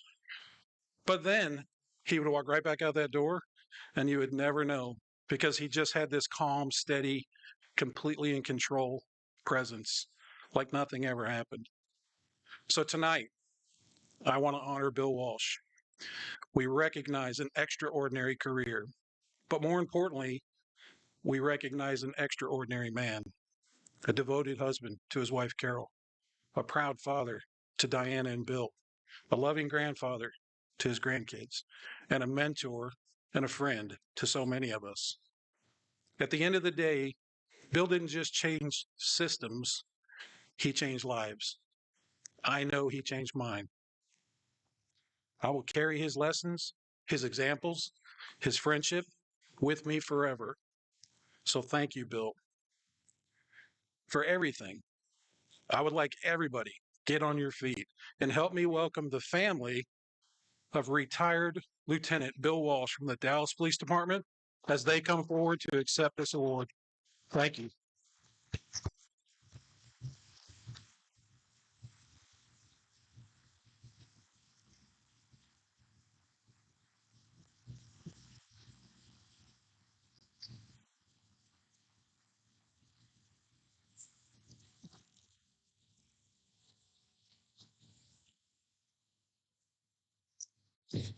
Good evening.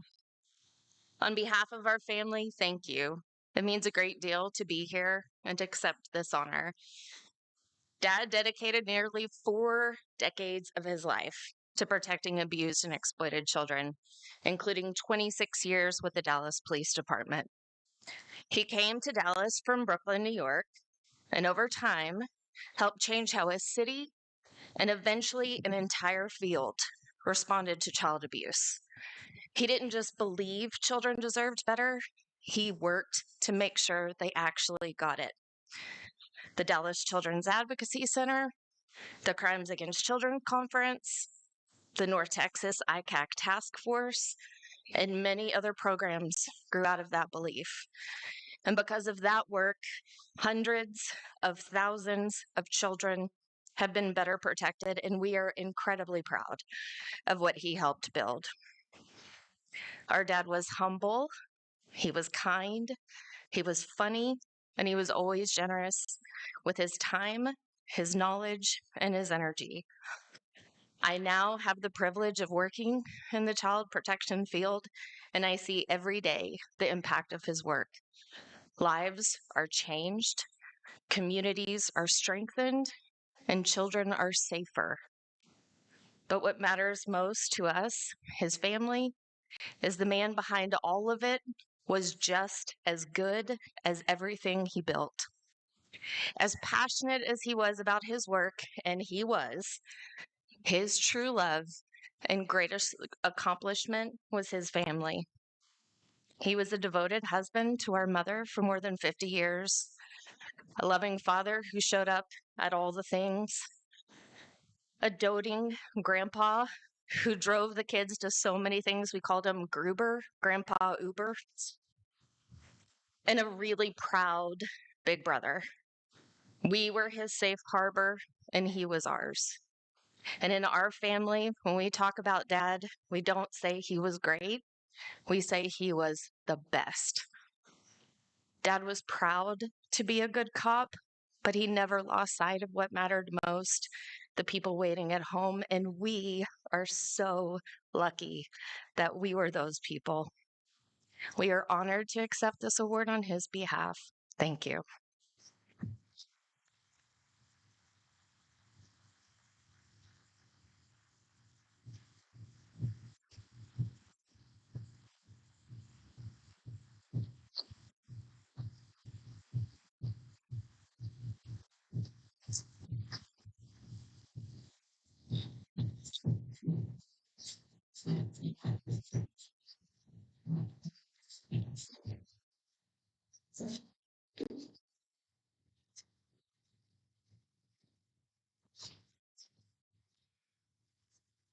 Okay.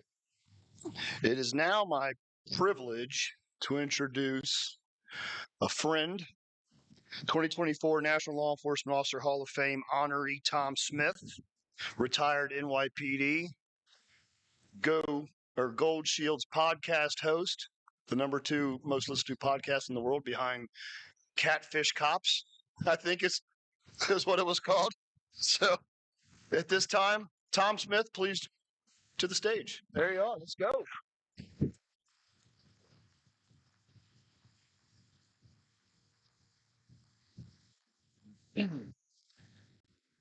That's all not true. But Scott, thanks so much, very much.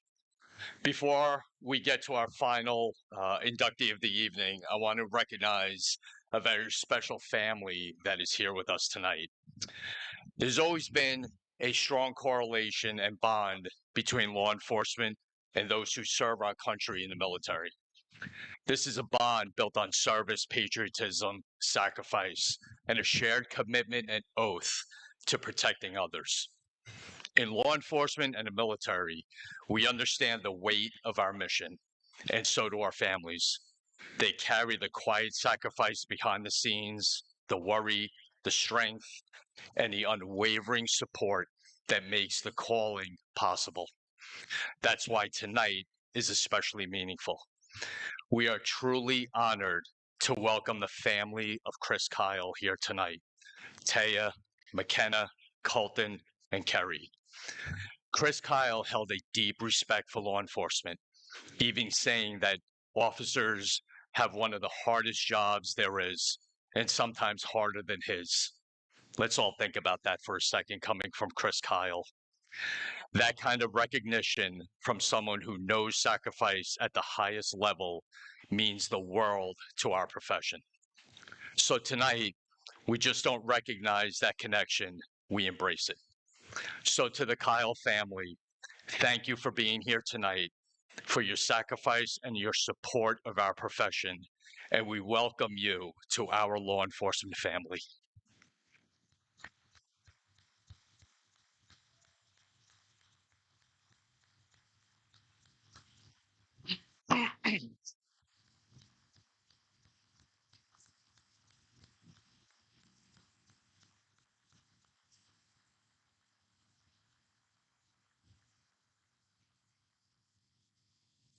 So now on to our final inductee of the evening. But before that, I just want to tell all the inductees tonight, congratulations. You deserve to be here, and you are now part of a very special family that we will never forget you and that will never, ever end.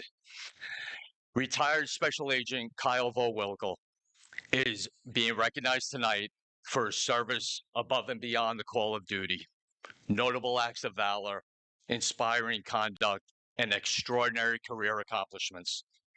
After graduating from West Point, Kyle served 5 years in the U.S. Army Military Police and 24 years in the FBI. He consistently volunteered for the most demanding assignments, including 3 years on the FBI LA SWAT team and over 8 years on the elite hostage rescue team. He deployed on hundreds of high-risk operations, both domestically and while embedded with the U.S. forces in Iraq and Afghanistan, protecting fellow officers and communities under the most extreme conditions. In a rare and distinguished transition, Kyle became a crisis negotiator with the FBI's Crisis Negotiation Unit, where he continued to reduce risk and help save lives. In Alabama, he helped orchestrate the rescue of a kidnapped 5-year-old boy from an underground bunker, a mission which he received the Attorney General's Award for Exceptional Heroism, the Department of Justice's highest award for valor. During the high-stakes Boston Marathon bombing manhunt, Kyle played a pivotal role by negotiating with and persuading the terrorists to surrender peacefully on that boat, helping to end a week of national trauma without further bloodshed. He also received 2 FBI Director's Awards, including the prestigious Director Medal of Excellence. Kyle's family has also said that he never considered himself a hero, but simply saying he was just doing his job. But to his family, his courage, humility, and lifelong dedication to protecting others embodies the very best in law enforcement and the values this Hall of Fame was created to honor. So now it is my honor to formally induct Kyle Volwinkel to the National Law Enforcement Officers Hall of Fame and this year's recipient of the Scherer-Remsberg Lifetime Achievement Award.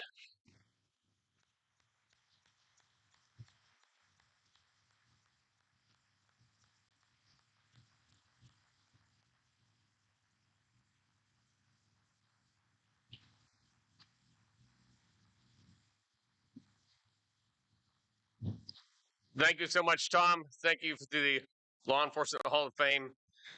It's truly a privilege and honor to be standing here tonight to receive the award and to be in such a room of fellow distinguished law enforcement professionals.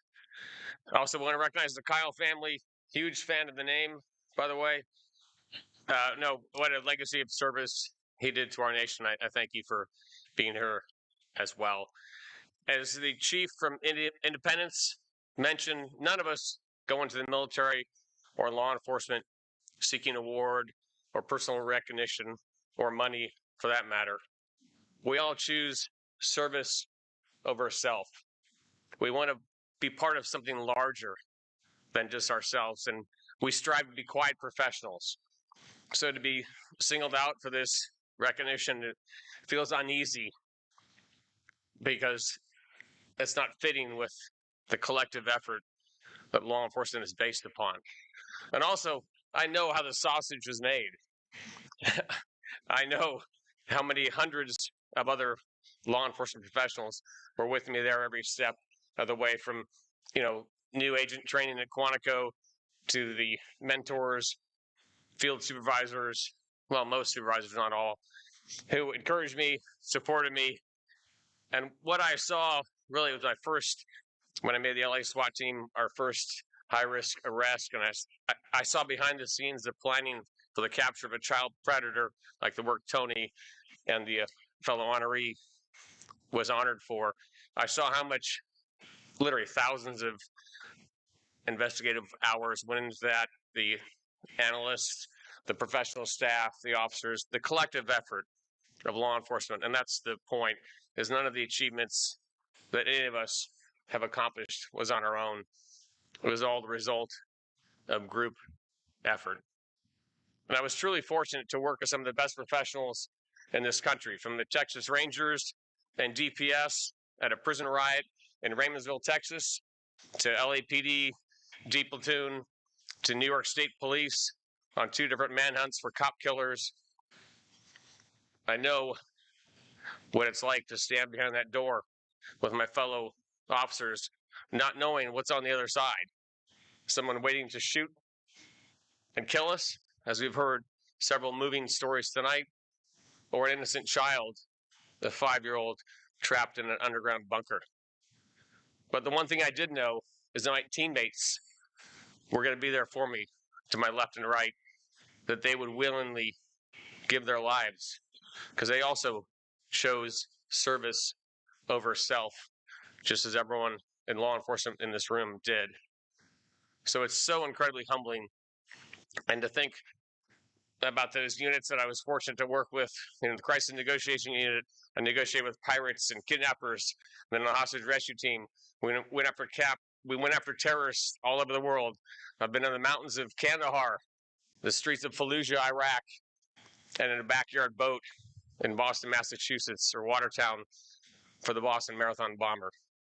That every one of those incidents was a collective law enforcement with our local, state, and federal partners. I must recognize my family. My mother and father modeled service to the community and to the country. My mom was a school teacher for 37 years in San Diego. My dad was a Vietnam veteran, naval aviator, catapulted off the USS Bennington 100 times in combat missions over the South China Sea. Came back to San Diego, was a police officer, then was in the reserves, and then a high school principal. They modeled that service to country. And even though my dad was a Navy guy, he modeled those West Point ideals of duty, honor, and country. My brother went to West Point. I followed his lead, and we also served in the Army. But I'm exceptionally proud that my two oldest sons, they also chose the harder path of service as law enforcement do. They chose to go to West Point. They graduated, and they are both now in the Army. And my third son, Colton, the 11-year-old, he's running around here probably causing havoc.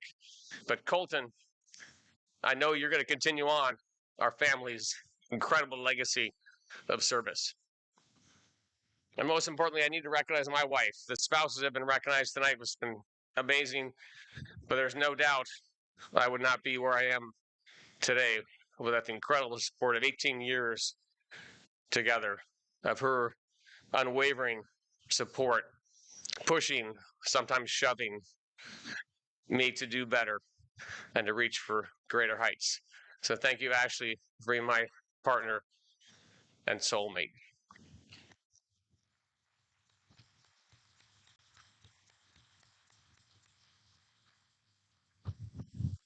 And in closing, this award, my name is on the plaque, but again, I know it represents collective law enforcement, all those hundreds of people that I worked with through the years in LA and Quantico and Miami. And more importantly, those people who are not here with us tonight.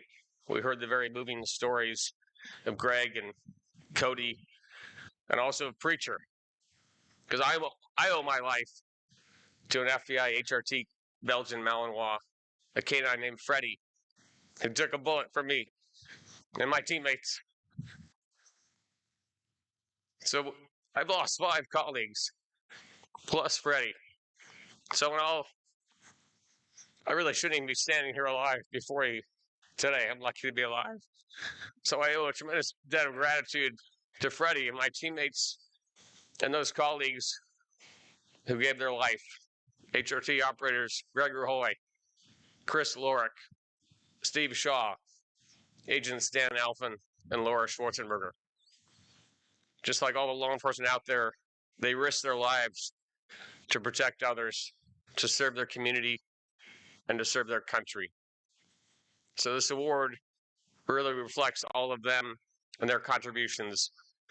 So I want to thank those officers who are out there right now working the street, who are responding to a domestic dispute, or are planning the next high-risk operations to arrest a child predator. I salute you, and I thank you. May God bless America and our law enforcement. Thank you.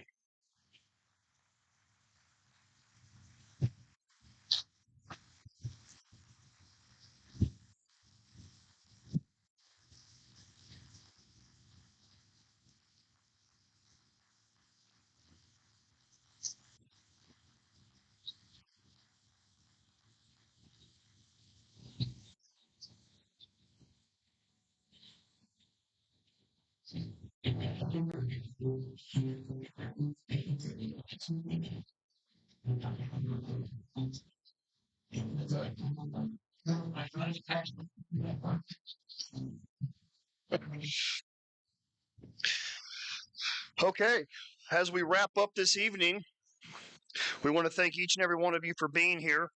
Your presence means more than you know to the officers, the families, and the mission. The work of the National Law Enforcement Officer Hall of Fame continues because of people like you.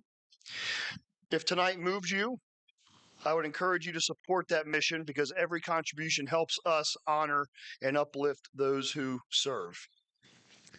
A special thank you to Tony Godwin. His company created the awards this evening. If you have a chance, he did not mention this, but check out his show, Predator Hunters, on A&E, Thursdays at 9 o'clock.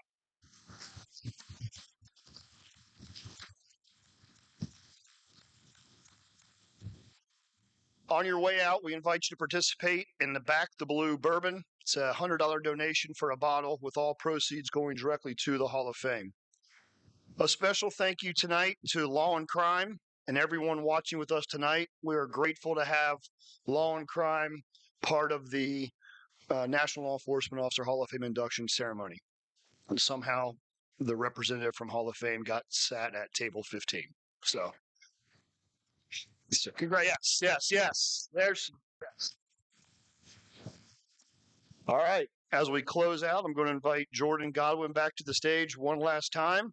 Stay safe, and we'll see you next year. Thank you very much. Okay, this last song is a song of celebration. So please stand, sing the song. You're going to know it, and let's celebrate an incredible night together, okay?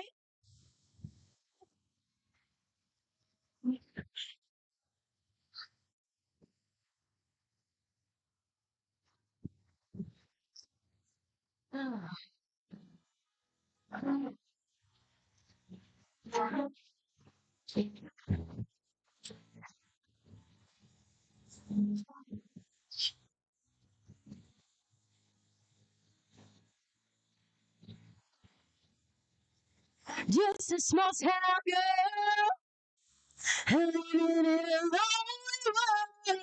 world. She took the midnight train going anywhere. I know you guys know the song, so sing it with me.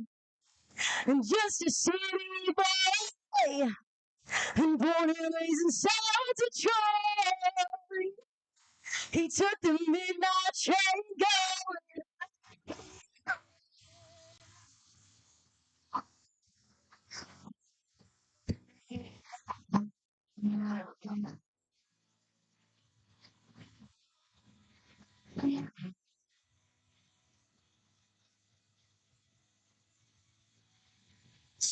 I see her in a smoky, her smell wine and cheap perfume. For a smile we can share the night. It goes on and on and on. Sing it out. Strangers waiting up and down the boulevard of their shadows, searching in the night.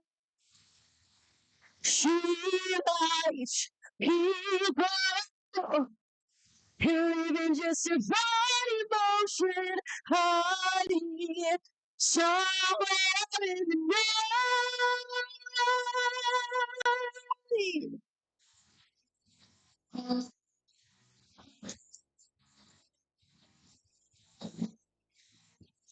I'm working to get my fill, and everybody knows a bill. Pay anything it does, just one more time. Some win, some will lose, some are born to see the blues. Oh, the feeling that religion goes on and on and on and on. Change waiting up and down the valley by the shadows, searching in the night. She lights people living just a fine, hiding somewhere in the night.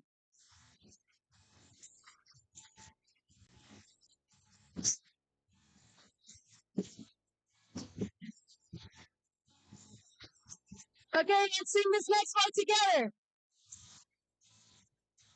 And I say, believe there's any feelings people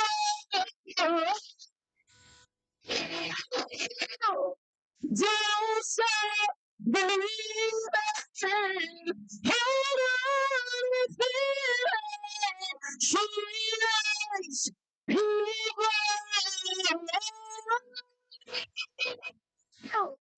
Don't say, here's what I feel. She likes people.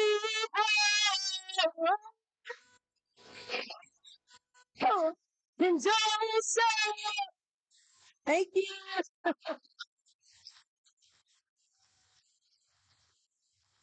Let's go. If we could have all the award winners come to the stage for a group photo, please, that would be awesome. And all the winners or all the inductees, don't forget you have a bag over here from Galls as well. So if we could have all the inductees come to the stage, that'd be great. And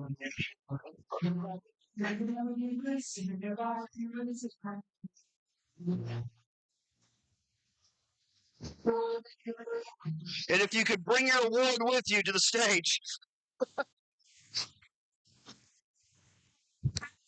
You guys want to move this? Yeah.